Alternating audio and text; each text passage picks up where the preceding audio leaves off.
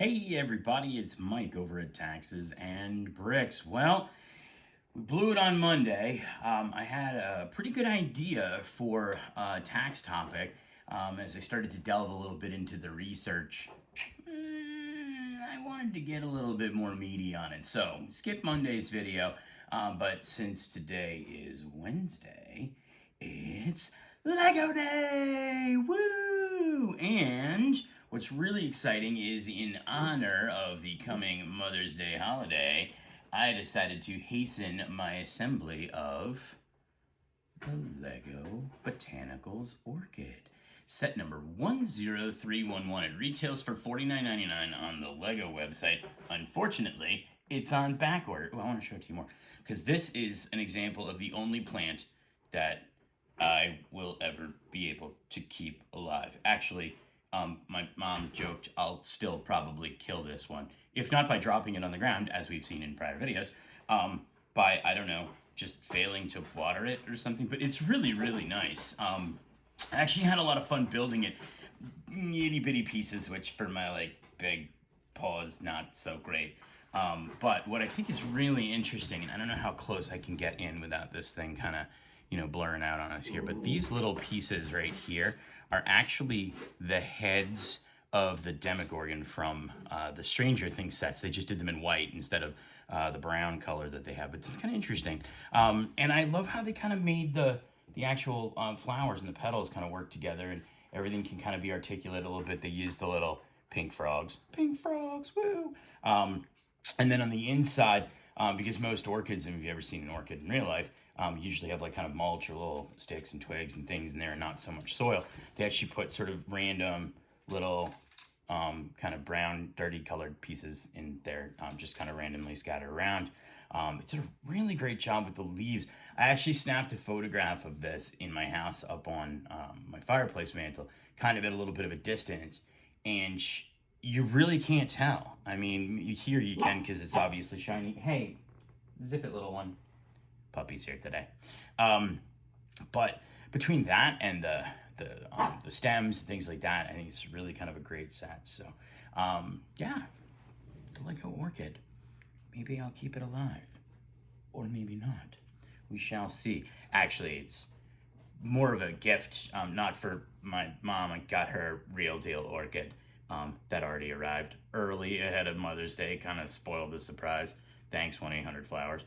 But anyway, but no, actually, my operations staff likes the plant Lego set. So after this video, it's going on in their office. So, but this is not the only set I'm showing you today. I actually put together two of the architecture sets. So I haven't been very prolific during my quote-unquote break, my little hiatus from 7-day-a-week, 18-hour day tax work. But I did another right here. I've got the Arc de Triomphe, and then I've got the Great Wall of China over there on the assembly desk. So hang on 1 second. I'm going to get everything set up. I'm going to show you these two sets and probably one more and another architecture set, and we'll go from there. All right, so we have the Imperial Hotel.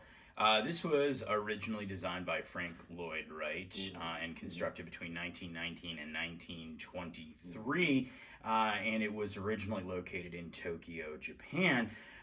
They began demolition of the hotel, and I believe because it was kind of falling into significant amounts of disrepair. In 1968, actually I think they began the demolition in 67, completed it in 68, but there was a central section of the hotel, which you kind of see here, that was deconstructed piece by piece, and then it was reassembled and re-erected in Nagoya, Japan. There's a museum, an architecture museum there. This is 1,188 pieces. I gotta say, it was not my favorite build.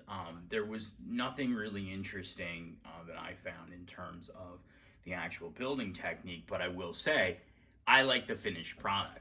I think it's substantial. It looks good next to the other sets like Robbie House and the Taj Mahal, which you'll see in a later video, and a few of the other sort of larger, more imposing architecture sets, because so often with the architecture sets, it's either a skyline or it's a very small scale model of a very large building. Think the Sydney Opera House from prior video, which is, just a couple of hundred pieces of a massive structure. So very, very kind of cool visually looking piece. So, I mean, in a similar way to like kind of the orchids or some of the other sets I put together where the process hasn't been like super awesome to get it together, and kind of got a little boring, and it was kind of the same piece over and over again or similar pieces. But in the end, the result came out great. So the Imperial Hotel, love having it up there on the shelves. And up next, we're going to take a look at the Great Wall of China. So I didn't know this about the Great Wall of China. I had thought that it was a lot shorter than this, but apparently it runs a little over 13,170 miles long. That's a long wall. I mean, I can only imagine. I had a tiny wooden fence put in my backyard, and it cost a bloody fortune. So I don't know, 13,000 mile wall probably cost them a couple of shekels. But anyway, here you have the Great Wall of China, or at least Lego's version of a small section of the Great Wall of China. It is in real life, a long border wall that was constructed to keep out nomadic invaders in China. And it spans across many different provinces and locations, obviously at 13,000 miles long. I don't really know a ton about the history of China. Wasn't something that I studied in depth in school when I was in school, but I do know that it began in the 7th century BC construction, and I think it continued on for at least a couple of days. Probably took them a few overnights, blocked some traffic, put out some cones, like, hey, you can't go over here, here's a little detour, we got to dig up the road and put this little wall in. But but talking a little bit more about what I do know, which is the model, I found this to be extremely interesting to build. So I was kind of curious as to how we were going to get these little kind of rampy sections, the up and downs, because it does run along sort of a hill ridge in real life. And what I thought was very interesting was they basically took several of these little sort of kind of pin pieces and kind of put them into, I'll show you here. So let me see if I can take this apart a little bit without breaking it. So that little piece comes off. So this little piece will come off too. And if you see it right there, they kind of took these little, I don't know what they call them, little bars, and then they have these little clip pieces that clip into the little pieces there. And this way you could kind of articulate them a little bit. And so when you get them, you assemble them straight like this, you put all the little, decorative pieces on or whatever to represent the walls of the wall and the pathway. And then it just kind of slides back down and it clips in. And then you have it sort of formulating the little part. And then this one, they did the same thing, but they just did it on the reverse. So you bend it this way instead, which I thought was really interesting building technique to go through. And then they didn't get too crazy with the details here. I mean, they obviously put some of the, little brick pieces, the masonry pieces that exist.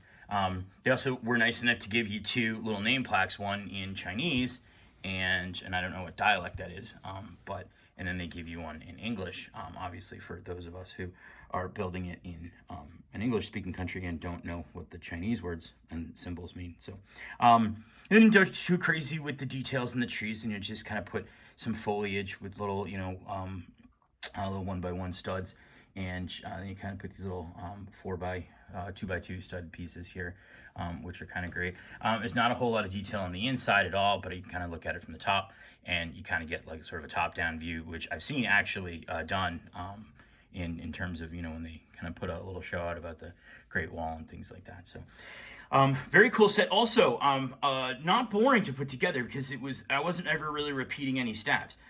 These little kind of bumpy rock type pieces were all different kind of slopes and things. They have, little pieces which I'm assuming represent, possibly maybe river pieces or little streams that kind of run down through the mountains, and, little slopes to kind of represent the grades and the foliage. So very interesting stuff here on the Great Wall of China. Conceived of in 1806 by Napoleon, the Arc de Triomphe was actually completed and inaugurated in 1836, so about 30 years later. A monument to the soldiers and the fallen who fought for France beginning in the 1800s. But it wasn't really until after World War One that, or actually during World War One, that the Arc de Triomphe kind of took on sort of a more what we consider to be sort of modern symbolic position. During World War One, the idea of placing the remains of one unknown soldier at the Arc de Triomphe became very popular, and it was in 1918, right after armistice, that dignitaries and officials in Paris, France, and across the country of France, the nation of France, voted to actually move the remains of an unknown soldier to represent all of the fallen who fought for and died for France. It was in 1920, November of 1920, there was a ceremony conducted where they actually inaugurated this kind of new concept and, made the decision official. And then it was January of 2021 where they actually held the official ceremony burying the remains of the unknown soldier. I've actually been to Paris. I've seen the Arc de Triomphe. It is impressive, and it is impressive to stand there. But I think that one of the can't miss, aspects of visiting the Arc de Triomphe is going every day at 6:30 in the evening, and they will sort of rekindle the eternal flame, which is located in the center. It's always burning, but they have a ceremony every day. And I believe it's 7 days a week, and I got to watch it. And it was definitely can't miss. It's an impressive monument. One where I think if you stand at the top, it's at the top of the Champs-Élysées, which is a very famous street in Paris. If you've never been or don't know, you can actually kind of stand there and turn around and look, and you can kind of see. It's not like seeing it from the top of the Eiffel Tower or anything like that, but you can see all of Paris, or most of it anyway, because it's kind of raised up on a bit of a hill. So, kind of interesting because when you go there too, it's kind of, I wouldn't say it's in the middle of, a traffic circle or anything like that, but there's streets of people buzzing by and people kind of just walking by on their way to work or home or whatever it is. It's kind of interesting that something so impressive and symbolic is just kind of there.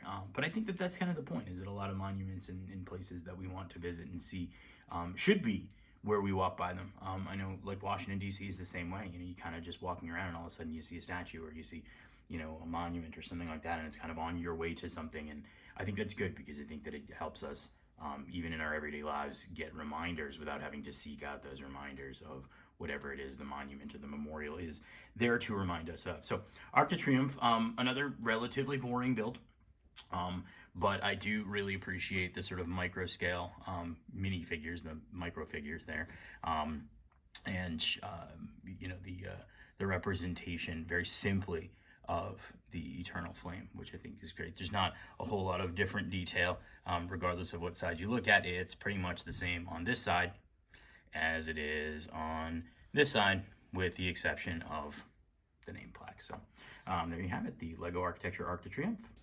All right, well, thanks for joining me for another exciting episode, Lego Day here at Taxes and Bricks. I got a Friday mailbag coming up. I got a couple of questions. Nothing crazy, but some interesting stuff's come up. We're going to take a look next week. I think Monday I'll have that video done on the tax topic. Just got a little in-depth with it. So trying to cut it back a little bit, do some editing on it, just to kind of get it so it's not so rambly as I tend to do. And then we'll be back next Wednesday. We're going to continue on with some of the architecture sets, but I'm going to try and weave in some of the others.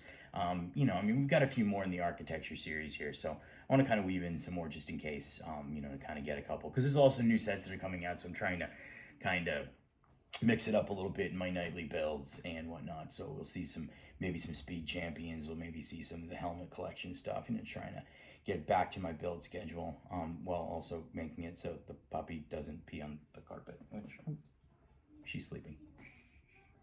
Thanks for watching. Don't forget to like, subscribe, and have a great day.